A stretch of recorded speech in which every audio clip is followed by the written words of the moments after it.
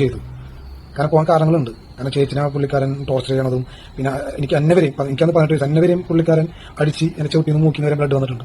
ഞാൻ ചെറുതാണ്, എനിക്ക് തിരിച്ച് പ്രതികരിക്കാനുള്ള. എല്ലാവർക്കും നമസ്കാരം. ആക്ടർ ബാല അടവടാലും തേഞ്ഞൊട്ടിക്കൊണ്ടിരിക്കുകയാണ്. അല്ലെങ്കിലും കുടുംബ പ്രശ്നം കൊണ്ട് സോഷ്യൽ മീഡിയയിൽ ഇട്ട് കഴിഞ്ഞാൽ പിന്നെ വലിച്ചു കയറി നാട്ടുകാരെ 4 സൈഡിൽ കൂടി ഒട്ടിക്കും. അങ്ങനത്തെ ഒരു സിറ്റുവേഷനാണ് ഈ കുടുംബ പ്രശ്നം സോഷ്യൽ മീഡിയയിൽ വന്നാലുള്ള കാര്യം. അപ്പൊ നമ്മുടെ ആക്ടർ ബാല റീസെന്റ് ആദ്യം മകൾ ഒരു വീഡിയോ ആയിട്ട് വരുന്നു, അതിനുശേഷം ബാല ഒരു വീഡിയോ ആയിട്ട് വരുന്നു, അതിനുശേഷം അമൃത ഒരു വീഡിയോ ആയിട്ട് വരുന്നു. ഇങ്ങനെ ഇവർ 3 പേരും ഒരു വീഡിയോ ആയിട്ട് വന്ന് നിൽക്കുന്ന സമയത്താണ് ഇവരുടെ 2 പേരുടെയും ഡ്രൈവർ ആയിരുന്ന വ്യക്തി മറ്റൊരു വീഡിയോയുമായിട്ട് വരുന്നത്. ആ വീഡിയോ വന്നപ്പോൾ ബാല അങ്ങോട്ട് എക്സ്പോസ് ആയിടേ. അത്യാവശ്യം ബാലച്ചേട്ടാ നിങ്ങൾ എയറിലായിട്ട് കയറിക്കോളാൻ തയ്യാറായിക്കൊള്ളൂ എന്നേ എനിക്ക് പറയാനുള്ളൂ. എന്തായാലും ഡ്രൈവറായിട്ടും പറയും, നമുക്കൊന്ന് കണ്ടുപോകാം. ഹായ്, ഞാൻ ഇർഷാദ്. ഞാൻ ബാലയുടെയും അമൃത ചേച്ചിയുടെയും ഡ്രൈവറായിരുന്നു. 2010 ഞാൻ ബാലയുടെ ഡ്രൈവറായിട്ട് കയറിയത്. അവർ കല്യാണം കഴിഞ്ഞ് കുറച്ച് മാസങ്ങൾക്ക് ശേഷമാണ് ഞാൻ അവരൊപ്പം കൂടിയത്. അവർ പിരിയുന്നവരെ ഞാൻ അവരെ കൂടെ ഉണ്ടായിരുന്നു. പല കാര്യങ്ങളും ഞാൻ കണ്ടിട്ടുണ്ട്. ബാല ചേച്ചിനെ ഉപദ്രവിക്കാൻ കണ്ടിട്ടുണ്ട്. പിരിഞ്ഞ ശേഷം ഞാൻ നേരെ ചേച്ചിയോടൊപ്പം പോവുകയും ചെയ്തു. കാരണം പോകാൻ കാരണങ്ങളുണ്ട്. കാരണം ചേച്ചിനെ പുള്ളിക്കാരൻ ടോർച്ചർ ചെയ്യണതും പിന്നെ എനിക്കന്ന് 18 വയസ്സ് അന്നവരെയും പുള്ളിക്കാരൻ അടിച്ച് എന്നെ ചവിട്ടിന്ന് മൂക്കിന്ന് ബ്ലഡ് വന്നിട്ടുണ്ട്. ഞാൻ ചെറുതാണ്, എനിക്ക് തിരിച്ച് പ്രതികരിക്കാനുള്ള ഒരു ഇതുണ്ടായിരുന്നില്ല. പക്ഷെ അത് മാത്രമല്ല, എനിക്ക് ആളോട് ഒരു ബഹുമാനം ഉണ്ടായിരുന്നു. പിന്നെ ചേച്ചിയുടെ കുടുംബമായാലും ചേച്ചിയായാലും എന്താ പറയാ, ചേച്ചിയുടെ അമ്മയ്ക്ക് തന്നെ ഒരു മകനെ പോലെ ആയിരുന്നു, ചേച്ചിക്ക് ഒരു ആങ്ങളെ പോലെ ആയിരുന്നു. അങ്ങനെയാണ് അവരെന്നെ കണ്ടിരുന്നത്. അപ്പൊ എനിക്ക് അവരൊപ്പം നിൽക്കണം എന്നുള്ള ആഗ്രഹം കൊണ്ടും അങ്ങനെ അത് പോയി. പിന്നെ ഇപ്പൊ ഞാൻ ഈ വീഡിയോ ഇടാനുള്ള കാരണം വെച്ചിട്ടുണ്ടെങ്കിൽ, ഞാൻ ഇന്നലെ ചേച്ചിയുടെയും പാപ്പുവിന്റെയും വീഡിയോ കണ്ടിരുന്നു. പാപ്പുവിന്റെ വീഡിയോയുടെ അടിയിൽ വന്ന് കമന്റ് ഞാൻ വായിച്ചു, പാപ്പുവിനെ കൊണ്ട് ഇത് പറഞ്ഞ് ചെയ്യിപ്പിച്ചാണെന്ന്. ഒരിക്കലും ചേച്ചിയോ അമ്മയോ അബിയോ ആരും പറഞ്ഞ് ചെയ്യിപ്പിക്കില്ല. കാരണം പാപ്പുവിനെ മീഡിയയുടെ ഇതിലേക്ക് കൊണ്ടുവരാൻ അവർക്ക് ഒട്ടും താല്പര്യമില്ല. പിന്നെ അവർക്ക് പറഞ്ഞ് ചെയ്യിപ്പിക്കുകയാണെങ്കിൽ പണ്ടേ ഇവർക്ക് ചെയ്യിപ്പിക്കായിരുന്നു. 14 വർഷമായിട്ട് എന്നോട് ഇതുവരെയും അമ്മയായാലും ചേച്ചിയായാലും അബിയായാലും അച്ഛൻ മരിച്ചുപോയി, അച്ഛനായാലും ഇതുവരെയും എന്നോട് പറഞ്ഞിട്ടില്ല അവർ. പക്ഷേ എല്ലാ സത്യങ്ങളും നിനക്കറിയില്ല, നീ കണ്ണോട് കണ്ടതല്ലേ, നിനക്കൊരു വീഡിയോ ആക്കി ഇട്ടൂടെ, നിനക്ക് ഇത് പറഞ്ഞൂടെ. ഇതുവരെയും അവരെന്നോട് ഇങ്ങനെ പറഞ്ഞിട്ടില്ല, ഇങ്ങനെ ചെയ്യാൻ ഇതുവരെ പറഞ്ഞിട്ടില്ല. ഞാനിപ്പോ ഈ വീഡിയോ താനിട്ട് നിങ്ങൾ ആലോചിക്കും, ഇത്ര നാൾ നീ എവിടെയായിരുന്നു, ഇത്ര നാൾ ഞാൻ മിണ്ടാണ്ടിരുന്നതാ. ഇപ്പൊ എനിക്ക് പാപ്പുവിന്റെ ചേച്ചനും ആ വീഡിയോ കണ്ടപ്പോൾ എനിക്ക് അത്ര വിഷമമായുണ്ട്. ഈ വീഡിയോ പോലും അവർക്കറിയില്ല. അവർ ആ വീഡിയോ പറഞ്ഞ കാര്യങ്ങളൊക്കെ സത്യസന്ധമായ കാര്യങ്ങളാണ്. അതൊന്നും നുണയല്ല അവർ പറഞ്ഞു, സത്യസന്ധമായ കാര്യങ്ങളാണ് അവർ പറഞ്ഞിട്ടിരുന്നത്. പിന്നെ എനിക്ക് പറയാനാണെങ്കിൽ ഇതല്ല, ഇതിൽ കൂടെ ഒരുപാട് പറയാനുണ്ട്. ഇനിയും കേരളത്തിലെ ജനങ്ങളോട് ഞാൻ പറയണം. കാരണം അവർ പറഞ്ഞത് സത്യസന്ധമായ കാര്യങ്ങളാണ്. അവർ ചെറിയൊരു കുടുംബമാണ്, 3 പെണ്ണുങ്ങളും ഒരു കൊച്ചു ഇറങ്ങിയ ഒരു കുടുംബം. അവരവരേതായ പാട്ടിൽ പോയിക്കോട്ടെ, അവരവരേതായ ജീവിതം ജീവിച്ചു പോയിക്കോട്ടെ. പിന്നെ ബാലയുടെ കൂടെ നടക്കുന്ന കുറച്ച് മീഡിയക്കാർ അവർ വരെ വലിച്ചു കീറിയിട്ടുണ്ട്. ഇനിയും വലിച്ചു കീറാനാണ് നിങ്ങൾ ഉദ്ദേശമെങ്കിൽ ഞാൻ ഈ വീഡിയോ ഞാൻ നിർത്തില്ല. എനിക്കും പല കാര്യങ്ങളും പലതും എനിക്ക് തുറന്ന് പറയേണ്ടി വരും. ഞാൻ തുറന്ന് പറയുകയും ചെയ്യും. കാരണം അവരെ ജീവിതമായിട്ട് അവർ മുന്നോട്ട് പോയിക്കോട്ടെ. അവർ പരമാവധി സഹിച്ച്. ഇതുവരെയും ചേച്ചി പ്രതികരിച്ചിട്ടുണ്ടായില്ല ഒരു വീഡിയോയിൽ. എല്ലാവരും ചേച്ചിയോട് പ്രതികരിക്കാൻ പറയുമ്പോഴും ചേച്ചി എന്താ സൈലന്റ് ആയി പോയത്? വേണ്ട, പിന്നെ അത് ചേച്ചി പ്രതികരിച്ച് ആ കൊച്ചിനെ തൊട്ട് ഇൻക്ലൂഡാക്കി. അതിന്റെ പേരിലൊക്കെ ചേച്ചിയും ഒന്നും ഇത്ര നാളൊന്നും പ്രതികരിക്കാതിരുന്നത്. അപ്പൊ നിങ്ങളോട് എല്ലാവരോടുള്ള ഒരു അപേക്ഷയാണ്, ഈ വീഡിയോ കാണുന്ന ഒരു അപേക്ഷ. സത്യസന്ധമായ കാര്യങ്ങളാണ് നമ്മുടെ ചേച്ചിയും പാപ്പും എന്ന് പറഞ്ഞത്. ഞാൻ എന്റെ കൺമുമ്പിൽ കണ്ട കാര്യങ്ങളൊക്കെ തന്നെയാണ് അവർ പറഞ്ഞത്. പിന്നെ പ്രത്യേകിച്ച് പറയാനുള്ളത് മീഡിയക്കാരോട്, നിങ്ങളും ആ വീഡിയോ കണ്ടുണ്ടാവുമല്ലോ, ഇനിയെങ്കിലും നിങ്ങൾക്ക് സത്യം എന്താണെന്ന് മനസ്സിലായിട്ടുണ്ടാവുമല്ലോ. കൊച്ചു മനസ്സിൽ കള്ളമില്ല എന്ന് നമ്മളെല്ലാവരും ചെറുപ്പം തന്നെ കേൾക്കുന്നല്ലേ. കൊച്ചു മനസ്സിൽ കളങ്കമില്ല. അപ്പോ ഇനിയും ബാലെ അവരെ ദ്രോഹിക്കുകയാണെങ്കിൽ എനിക്ക് ഇതിൽ കൂടുതൽ ഒരുപാട് കാര്യങ്ങൾ പറയാനുണ്ട്. ഞാൻ അതുമായി വരും. എനിക്ക് ഇത്ര ഇപ്പോൾ പറയാനുള്ളൂ. കാരണം ഇനി ഞാൻ പറഞ്ഞു കഴിഞ്ഞാൽ എന്റെ വീഡിയോ നിങ്ങൾ എല്ലാവരും കണ്ടിരിക്കുമെന്ന് എനിക്കറിയില്ല. അതുകൊണ്ട് ഞാൻ ഇത്രയും പറയാനുള്ളൂ. ഞാൻ ഇനി ഇതുപോലെ ദ്രോഹിക്കുകയാണെങ്കിൽ എനിക്ക് പല കാര്യങ്ങളും പറയേണ്ടി വരും. ഇത് ബാല ഞാൻ ഭീഷണിപ്പെടുത്തുന്നതല്ല, ഭീഷണിപ്പെടുത്തായിട്ട് തോന്നണ്ട. കാരണം മുന്നേ ഞാൻ ഒരു വീഡിയോ ഇട്ടിട്ട് ബാല എന്നെ ഭീഷണിപ്പെടുത്തിയ വീഡിയോ ബാല ഇട്ടിരുന്നു. ഒരു ചിന്ന പയ്യൻ ആ വന്ന് എന്നെ എന്തൊക്കെ പറഞ്ഞ് ഓർമ്മയുണ്ട്, പല ഓർമ്മയുണ്ടാവും. എന്നെ അന്ന് പേടിപ്പിച്ച് എന്നെ വീഡിയോ ഡിലീറ്റ് ചെയ്യിപ്പിക്കുകയും ചെയ്തിരുന്നു. അത് ഞാൻ ഡിലീറ്റ് ചെയ്യുകയും ചെയ്തു. അന്നത്തെ കാലത്ത് അതും എനിക്ക് പറയാൻ ഇപ്പോൾ താല്പര്യമില്ല. പക്ഷെ അത് ഇനി അങ്ങോട്ട് ഇവരെ ദ്രോഹിക്കുകയാണെങ്കിൽ എനിക്ക് പറയേണ്ടി വരും. ശരിയെന്നാ. ബാലച്ചേട്ടോ എന്തോ നോമി കേൾക്കുന്നേ, എന്താ ഇതിലെന്തേലും സത്യമുണ്ടോ ബാലച്ചേട്ടോ? ഇങ്ങനെയൊക്കെ ആണെങ്കിൽ എന്റെ പൊന്നണ്ണ, നിങ്ങൾ ഈ നന്മമരം കളിച്ചിട്ടും വലിയ വായ്ത്താളം അടിച്ചിട്ടൊന്നും ഒരു കാര്യമില്ല.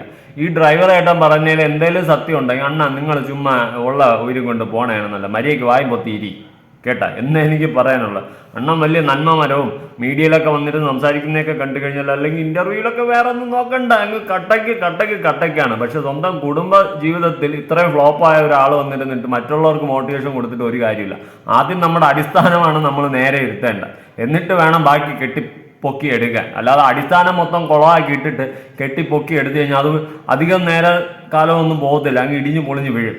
മനസ്സിലായോ ബാലച്ചേട്ടനെ ഞാൻ പറയുന്ന മനസ്സിലായോ എന്നാണ് എനിക്ക് ചോദിക്കാനുള്ളത്. ഞാൻ എന്നാ പൊട്ടനാ നിങ്ങളൊരു ഡയലോഗ് വൈറലായി. ഇപ്പൊ എനിക്ക് ചോദിക്കാനുള്ളത് തിരിച്ചാ, എന്നാ വീണ്ടും പൊട്ടണ എന്നുള്ള കാര്യം. എന്തായാലും ബാലചേട്ടാ, നിങ്ങൾ ഇത്രയൊക്കെ അവരെ ദ്രോഹിച്ചിട്ട് വീണ്ടും വീണ്ടും പിന്തുടർന്ന് ദ്രോഹിക്കുകയാണെങ്കിൽ അത് റോങ് ആണെന്ന് എനിക്ക് പറയാനുള്ളൂ. അവരും ആ കൊച്ചും ആ അമ്മയൊക്കെ ആയിട്ടങ്ങ് ജീവിച്ചു പോട്ടെ.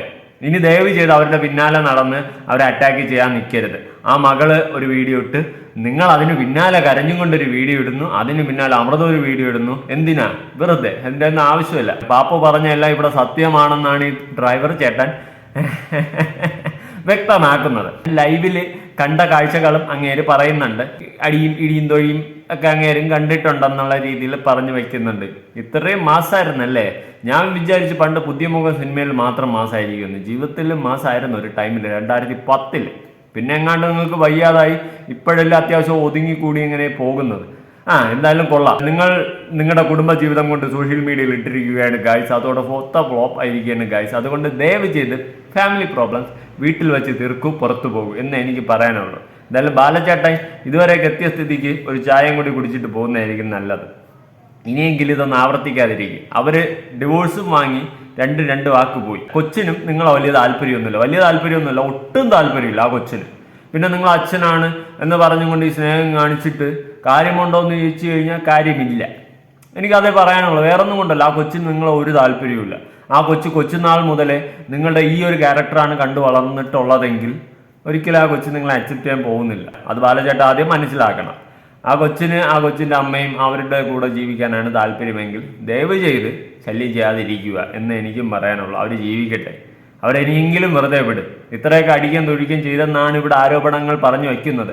അതൊക്കെ സത്യമാണെങ്കിൽ ഇനിയെങ്കിലും അവർ വെറുതെ വിടും എന്ന് എനിക്ക് ബാലചേട്ടൻ്റെ അടുത്ത് പറയാനുള്ളൂ. അല്ല ചുമ്മാ ഇനി എന്നും അതിൻ്റെ പിന്നാലെ പോയി അവർക്ക് മറുപടി കൊടുത്ത് ഇവർക്ക് മറുപടി കൊടുത്ത് ചുമ്മാ ഇങ്ങനെ ചീഞ്ഞ് നാറിക്കൊണ്ടിരിക്കാനല്ലാതെ ബാലചേട്ട ഒന്നും നടക്കത്തില്ല. ഞാൻ എന്നാ പൊട്ടന്ന ഇടയ്ക്കിടെ കയറി വരും കേട്ടോ. നിങ്ങളുടെ കാര്യം പറയുമ്പോഴാണ് എനിക്ക് ഈ ഡയലോഗ് കയറി വരുന്നത്. എന്തായാലും നല്ല ക്യാരക്ടറുകളാണ് എക്സ്പോസ് ആവുന്നത്. അതുകൊണ്ട് ഈ സോഷ്യൽ മീഡിയയിൽ കാണുന്നത് ആരുമല്ല, അവരെല്ലാവരും റിയൽ ലൈഫ് ഭയങ്കര ഡിഫറൻസ് ആണ്. എന്തിന് ഞാൻ ഉൾപ്പെടെ എല്ലാവരും സോഷ്യൽ മീഡിയയിൽ വന്നിരുന്ന് സംസാരിക്കുന്ന പോലെയോ കാണുന്നത് പോലെയോ അല്ല. എല്ലാവരുടെയും റിയൽ ലൈഫും റിയൽ ക്യാരക്ടറും വളരെ വ്യത്യസ്തമാണ്. അത് മനസ്സിലാക്കി വേണം ഓരോരുത്തരുടെ വാക്കുകൾ കേട്ട് വിശ്വസിക്കാൻ. എൻ്റെ ആയാൽ കൂടി ഞാൻ ഓപ്പണായിട്ട് പറയാം. നമ്മളാരും നല്ലവന്മാരും ഭയങ്കര കിടിലമല്ല. പക്ഷേ കുടുംബങ്ങളിൽ ഇമാതിരി ചൈത്ത് പരിപാടി കാണിക്കത്തില്ല. സ്വന്തം ഭാര്യയായാലും എടുത്തിട്ട് അടിക്കുക, ഇടിച്ച് ഉരുട്ട്, ഇങ്ങനത്തെ പരിപാടിയൊന്നും ചെയ്യത്തില്ല. സത്യം പറഞ്ഞാൽ ഒരു സ്ത്രീയുടെ മേളിൽ എങ്ങനെ കൈവയ്ക്കാൻ നിങ്ങൾക്ക് സാധിച്ചെന്ന് എനിക്കൊരു ചോദ്യമുണ്ട് കേട്ടോ.